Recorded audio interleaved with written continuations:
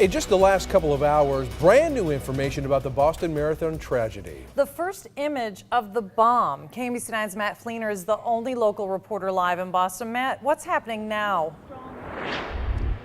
Well, good evening. We are live on Boylston Street, that same street where the bomb attacks happened here in Boston. I want to show you this scene as we see it this evening. People paying their respects here at this growing memorial outside of this crime scene. 30 ATF specialists are here to help decipher these bomb characteristics. Right now, we want to show you a new picture from the FBI tonight. Agents say this is shrapnel, and it's all that's left of one of the bombs that caused terror here at the finish line. At least one of the weapons was a pressure cooker filled with ball bearings and nails. More than 170 people were hurt in these bombings, and we know that 3 people died. Here are 8-year-old Martin Richard and 29-year-old Crystal Campbell. The third victim was a Chinese citizen. Now, in the last few hours, mourners came together to remember the victims here in Boston. Vigils all over this city. And while the investigation continues, there are runners from Kansas City making their way back home with mixed emotions. It's a dream. It's something that not everybody gets to do. Listen to Stacy Scalfaro and one of her other friends from Lee's Summit. We attacked Heartbreak Hill like you wouldn't believe. They wouldn't believe what would happen just 14 minutes after they crossed the finish line. We were just kind of celebrating and taking photos, and suddenly heard just a really loud explosion. And all of a sudden, everybody just stopped. The world's most elite runners, used to going in one direction, suddenly had none. Tuesday, the only direction anyone went was away from the most complex crime scene Boston has ever faced. You look around here, normally this is a place for celebration after the marathon. If there was any celebration, You saw the community helping each other. it's for those that helped, those that saw a need and ran fast to fulfill it, after what was supposed to be an amazing celebration that ended too soon. The president will be here in Boston on Thursday to speak at an interfaith service. That is the crime scene as you see it this evening. No indication yet if it will take that long until Thursday to investigate all this and clean all of this up. We're going to be live in the morning as well here in Boston to bring you all the latest developments. For now, we're live in Boston. Matt Flener, KMBC 9 News. KMBC 9's Matt Flener, live in Moore, Oklahoma this morning. The latest on the recovery. Matt. Chris, you mentioned the word twister, and twist is the operative word here because everything is just mangled here in this 7-Eleven store. This is sadly where 3 people passed away in that tornado Monday. You could see this transformer that made its way over into this 7-Eleven store, a transformer that is completely knocked down. A lot of power crews are going to be here putting these transformers back together, power lines that are going to be back up here very shortly to get power back onto these people. A lot of people that have stories of recovery, a lot of people that have stories of survival still that we're hearing this morning.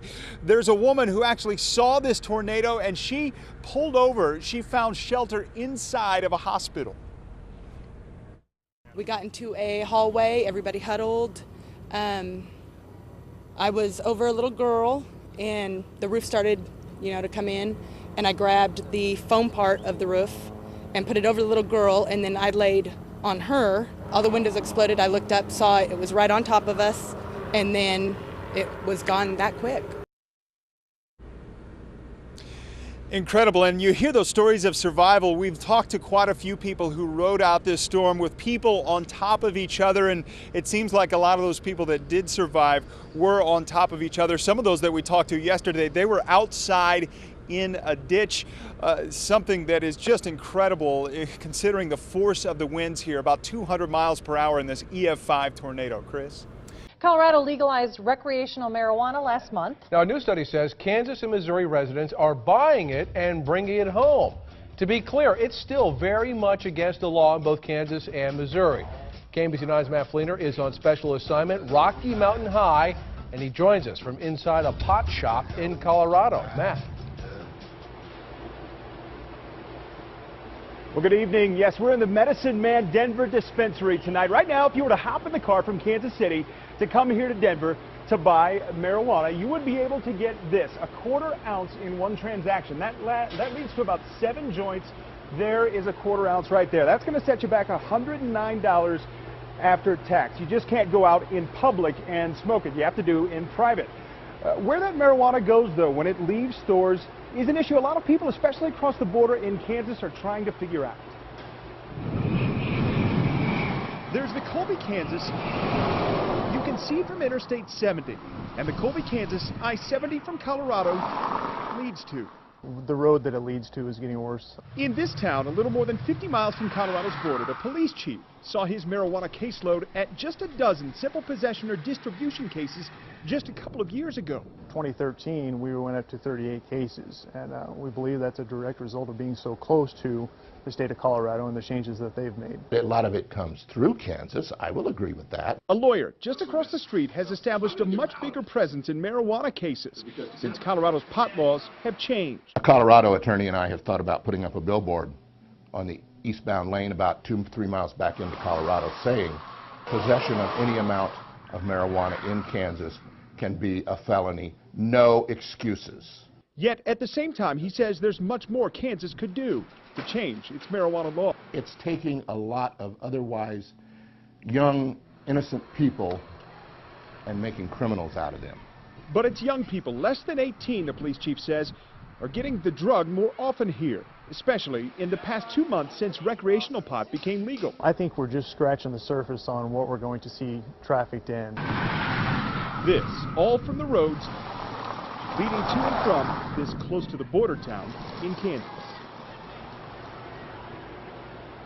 Now check out how many pot seizures from Colorado took place in Kansas and Missouri. The latest statistics show 37 seizures in Kansas, 30 in Missouri. That's the most in the nation, according to a report. Colorado's Attorney General is on record saying his state is a significant exporter of marijuana to the rest of the country. But here at Medicine Man Denver, they say they try to teach people as best they can. When it leaves this store, you are responsible. We're live in Denver tonight. Matt Flener, KMBC 9 News.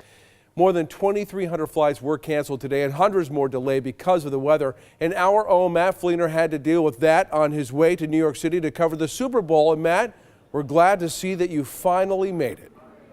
We were on one of those flights that was canceled to Atlanta, so we actually got rerouted through Denver. We rode into New York with a lot of Broncos fans very excited for Super Bowl 48. That's them getting their baggage right now. Of course, there were some Seahawks fans on that flight, so that led to a little tension on the flight. Unfortunately, the Chiefs not a part of the Super Bowl this year, losing early in the playoffs. But there is a strong Kansas City connection to the Super Bowl this year. The stadium, MetLife Stadium, designed in part by 360 Architecture of Kansas City. That stadium opening to the public back in 2010, and there's some really good sight lines in the stadium for the Super Bowl this weekend. Some of the 50-yard line seats only 46 feet from the field. And one of the firm's principal designers says it's an honor to have his firm's plans come to fruition on such a big stage, especially in the cold weather. We're hoping the building will be a great ambassador for, playing football outdoors in the cold the way it's supposed to be played, and it won't distract at all from the Super Bowl. And of course, the cold weather, the big story here in New York for Super Bowl Sunday. And they already have some signs up reminding people this ain't Miami. They're ready for the cold weather and the Super Bowl. The game time temperature expected to be in the high 30s with a 20% chance of snow. Reporting live from New York, Matt Flener, KMBC 9 News. Matt's coverage of the lead up to the Super Bowl just getting started. He'll bring us live coverage all day long tomorrow, all the way through 10 p.m.